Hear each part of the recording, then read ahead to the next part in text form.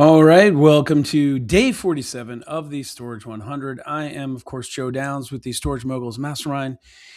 And okay, let me start off with a story. I heard recently a buyer gets a deal under contract. The seller says, we need to close in 30 days. I've got another buyer lined up if you can't do it. Buyer panics. They agree to 14 days due diligence and a 30 days closing. 2 weeks later, they're scrambling. The phase one environmental hasn't come back yet. The survey is delayed, and the bank has approved the loan. The due diligence deadline passes. The buyer asks for an extension. Seller says no. Now they're committed to closing with half the due diligence incomplete. They close on the deal anyway. 3 months later, they discover the property is in a flood zone and insurance is 70 grand a year instead of the 14,000 they budgeted. The deal is literally underwater. They never should have closed. That shouldn't have happened. And so today we're covering how long due diligence should actually take and why rushing it is a terrible idea. So how long should it take? Well, it depends on the size and complexity of the deal. For smaller deals under $1 million, 30 to 45 days is typical. I would argue if you're experienced, you could stretch that up to $3 million.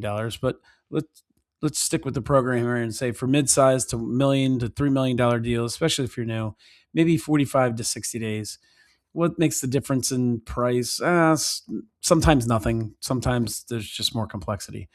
For larger or more complex deals or land, 60 to 90 days all day long, especially if you're new. If the property has environmental issues, zoning complications, multiple buildings, you're going to need more time. Don't let a seller pressure you into short due diligence period unless you've already done a lot of work up front. And if you're new to this, negotiate 60 days minimum. Give yourself room to breathe. So here's the process. Week one, sprint. You got to move fast. The moment the contract is signed, you need to order your third-party reports. Phase one environmental, survey, property condition report. These take the longest to get back. So if you wait a week to order them, you're already going to be behind. Simultaneously, you need to collect all the financials from the seller, tax returns, P&Ls, current rent roll, bank statements, management reports, and you need to schedule your site visit. Get boots on the ground as soon as possible. Week 2 and 3 are your deep dive. This is where the real work is going to happen behind the scenes. You're receiving reports you ordered in week 1. You're doing your lease audit, comparing the rent roll to the actual lease agreements. You're doing your physical inspection, walking every unit, checking every door, looking at the roof and HVAC. You're verifying bank statements against the P&Ls. If you find a discrepancy, this is where you document it. Week 4, decision phase. This is your final gate. You should have all your third-party reports back, including the environmental report and the survey. Now you're going to review everything in this phase. Did the environmental come back clean? Is the roof okay? Any issues with the survey? If you found no major issues, like a $50,000 roof repair you didn't expect, if you found major issues like a roof repair, now is when you negotiate. Some people call this retrading. I call it making a fair deal. You ask the seller for a credit or a price reduction. Once you resolve those issues and they have choice and you have choice, you can waive your contingencies and go hard with your money or terminate the deal and walk away. Don't let the deadline pass without making a conscious decision. Can you do it faster? Yeah, but it's risky. Some competitive deals might require you to go to a 21-day due diligence, kind of like the story I told you in the beginning. If you're experienced and you've done deals before and you've got property inspector in your back pocket, like ready to go right away, and the moon's aligned, you get all your reports done, yeah, you can make it work, but you need to order all your reports immediately, day 1, not day 3. You need a responsive seller who provides documents quickly. You probably needed an access agreement so that you could actually start this process before you even sign the contract. But you need to be prepared to go hard, maybe without all the reports in hand. I don't recommend it, especially for new investors. The risk of missing something is far too high. And if a seller won't give you 30 days, I would ask them why they're in such a hurry. It's odd. I would say that. What happens if you get to day 25 and you're not ready to close, though? Well, maybe the survey is delayed or the bank needs more time. You need to ask for an extension. Best practice is negotiate extensions up front, right in the contract. Extension options for various reasons, and they could just be commercially reasonable reasons. But maybe even the right to extend for an additional fee. If it's not in the contract, you're going to have to negotiate it. So you're negotiating it somewhere. You might as well negotiate it up front. Money talks, though. Offer to release some earnest money to the seller to show you're serious, and they'll probably give you 2 more weeks.